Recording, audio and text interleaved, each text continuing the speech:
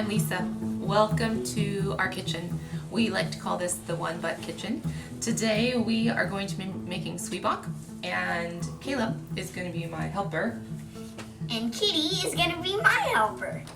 So Zwieback is something that we enjoy making in our home. We make it throughout the year. Our Mennonite heritage, in our Mennonite heritage, Zwieback was made all the time. And nowadays, usually we make it a few times a year, but especially during the holidays. So I hope that you enjoy this recipe, and yeah, we look forward to sharing this with you.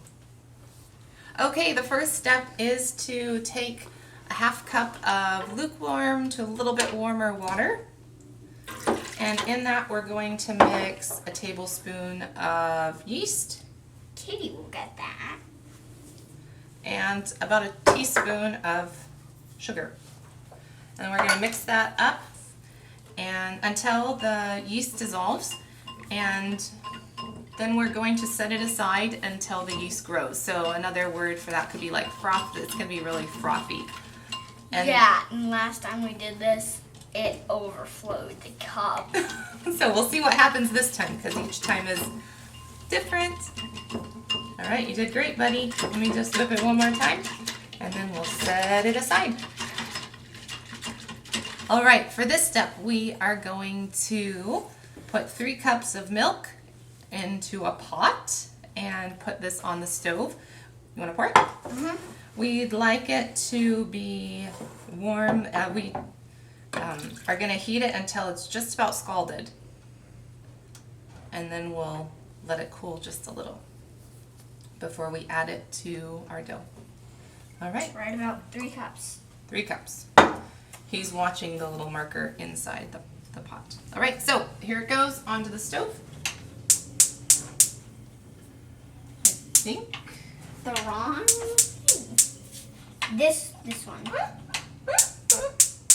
There we go.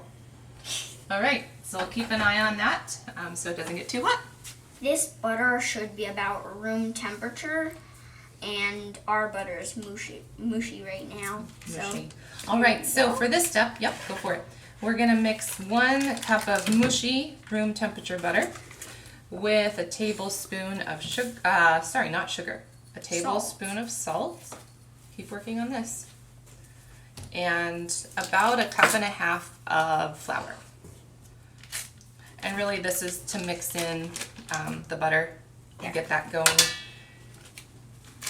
with the salt, so that the salt is evenly distributed in the dough.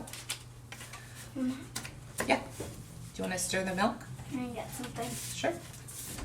All right, so the kids, just a little side note, the kids pre-sifted the flour here that we'll be using today, and we don't actually have a sifter, but we have a whisk, and so we just whisk the flour, and that sifts it enough so that it's yummy in the dough. All right, our milk is just warm enough. So I like to say scalded, and what that means is that it is just like you take it off or you turn off the heat just before it starts boiling. So we don't want it to boil, but we want it to be really warm. So what we're going to do, and this I wanted to show you too, this is the salt, flour, butter combined into like a really thick beginning of our dough. And this is the yeast and sugar and water. And it's looking really good. And hopefully it doesn't overflow this time. All right, so I'm going to alternate, and I'm going to alternate milk and flour until I finish all of this milk. So Joshie, come over, and you can. This is a good step for using.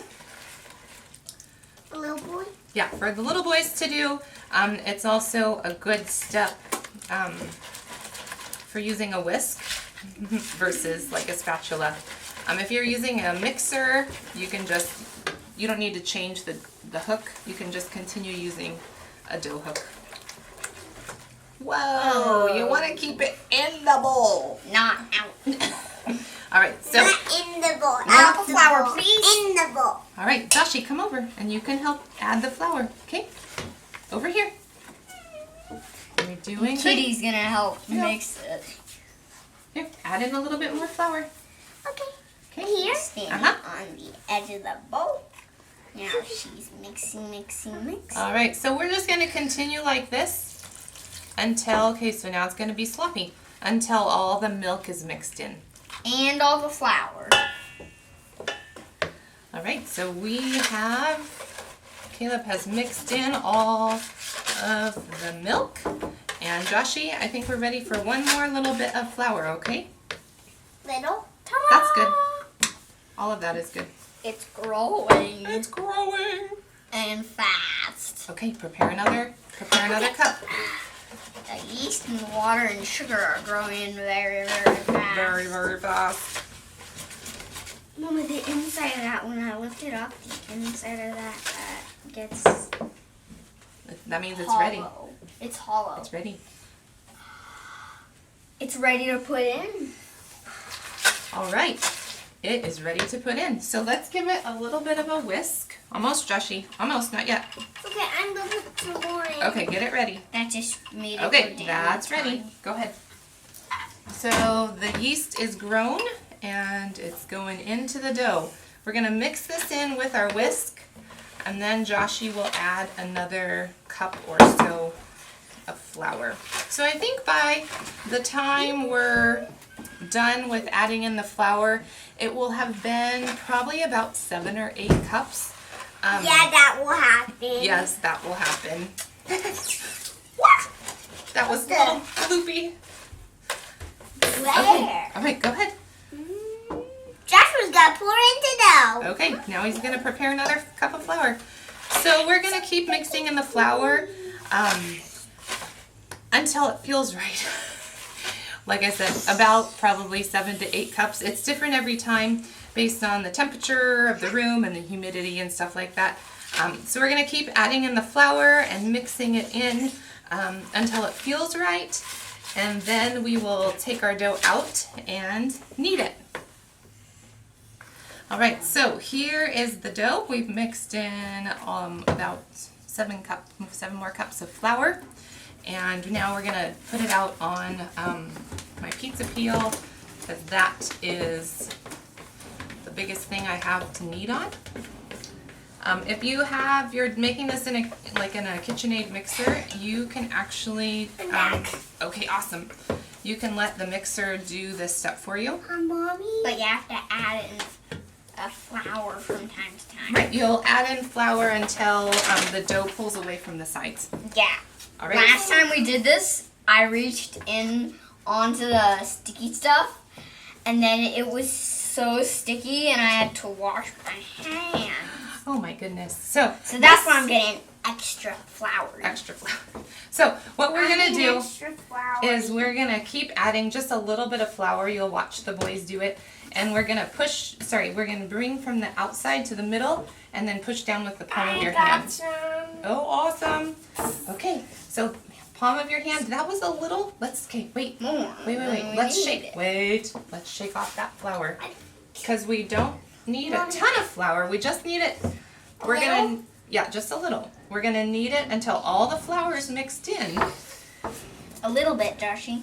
and the dough's not sticky. So notice we're like pulling from the outside into the middle We don't need it. and then pushing it down with the palm of our hand.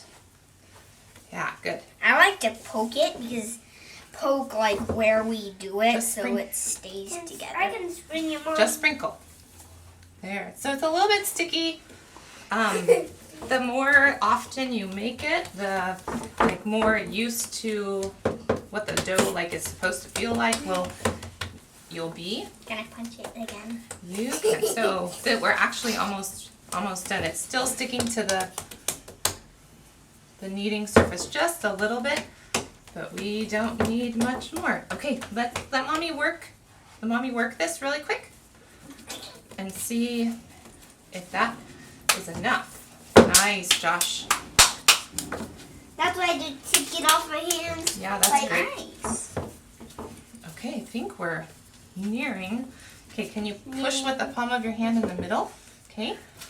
And, okay, Mama's gonna finish. I think we're good on flour because it's pulling off the side and it's not sticking, but yet it's a little tiny bit sticky. So that actually, poke, is just about perfect. Good job, boys. Punch. Okay, can you do palm like this? Palm punch. Good job. Fold. Okay, now Mama's gonna finish it. Palm So we punch. Okay, now I'm gonna finish it so we can show what it's gonna look like. Okay, you ready? Okay. Can you grab the bowl that's behind us? Grab the bowl that's behind us. Oh yeah. Can I just slap it? No, we're not gonna slap it. We are. No. Slappy punchy. I slap. We are going to spray our bowl. Sometimes if you want to, you can wash it. And then we're gonna oil the dough. And then we're gonna let it rise probably about an hour and a half until it is doubled in size. And then we'll be ready for pinching the Zwieback. Okay, so before I let it rise, I'm just going to use a tea towel and put it on top. If you don't have a tea towel, that's totally fine. You can use plastic wrap. And then I like to put it in the warmest place in the house or the place where there's like not going to be a draft. So for us, that might be on the stovetop or in front of the fireplace. And it will rise for about an hour to an hour and a half until it's doubled in size, and then we'll be ready for squeezing the Zwieback. Right, here is the dough. It is risen and looks really good. So this step is to pinch the dough, and then we're going to let it rise. So before I start, I usually spray my hands with oil, or in this instance I'm gonna just use olive oil. And something to keep in mind when you're starting to pinch the dough is you don't really want to like work it a lot. You want to just work it enough to have a smooth surface on the top. So here we have a smooth surface, and I'm just working kind of like we did in the kneading step, working the dough to the middle, like folding it to the middle. And then with my left hand, I'm gonna hold the dough. With my right hand, make a backward C and push. So right hand's gonna push down and left hand's gonna kind of push up and push the dough through to make a little ball. And then with your pointer finger and thumb, they kind of squeeze together to squeeze off the dough from your Zwieback, the bottom Zwieback off from the big dough ball. So again, like not working it a whole lot, not like stretching it or rolling it. Really, we're just folding to the middle and then pushing up that smooth dough. And then we'll probably get about a dozen on this pan. My next pan's a little bit bigger, so might get a little bit more. So I'll pinch off the rest, and then we'll do the second piece of the Zwieback. The bottom half of the Zwieback is here and ready to have the top added. So the only difference between the top and the bottom is the size. So as I am trying to find a smooth spot, we'll push just a little bit smaller little dough ball on out. And again, working like folding to the middle instead of working the dough. I'll squeeze out little tops. And then after I squeeze out all the tops, I like to, at this point in my life, push them all the way down to the pan And I think in past years I have put my fingers through them like this to make a little dot on the top and then pushed. Sometimes that helps to keep the top on a little bit better. But these days I just push them all the way down to the pan after they get the top added. And I like them a little bit better, like having a smooth top versus the little dot in the top. If you like the dot, you can do that. I've read some places they use like a wooden spoon end and push that down, so that is an option too. All right. So the tops have been added, and I'm going to turn on the oven to 375. The Zwieback will bake once it's time for them to bake at 375 for about 8 to 10 minutes. Sometimes a little bit longer if they need it, but they should be golden brown on top. So these are ready to rise, and so I'm going to put a dish towel on them, and usually I let them rise on this step for as long as it takes me to pinch out the whole batch. So it's probably about a half hour, and then I will start baking them. And then so the ones that got pinched last, rise while the first ones are baking. So the timing works out pretty well. All right, the oven is to heat, 375. The Zwieback are risen a little, so I think that's great. Some people probably would like to let it rise just a little bit more. So if you are one of those people, you could put a timer on for a half hour, and that would be sufficient. So these are gonna go in and for about 8 to 12 minutes, and then we'll pull them out when they're golden brown.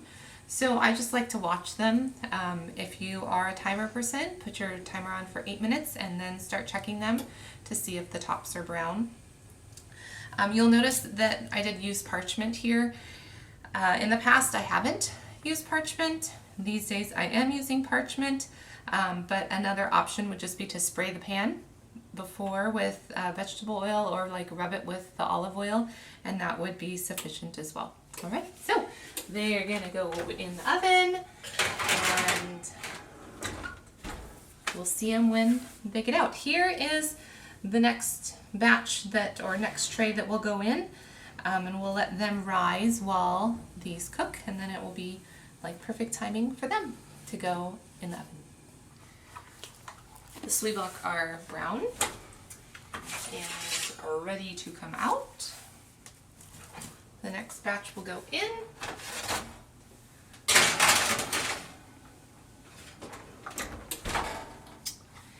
And then I like to let them cool on a cooling rack versus on the pan. So we'll just scoop them off and let them cool. So our family likes to eat these with butter. You can open them up. In a minute I'll open one up and show you. But right now they're a little too hot. So here is a good example of the one that was just smushed on the tray versus the one that had fingers through and then smushed. So I prefer this, but this is totally acceptable and what lots of folks do. So I think that's just a preference thing.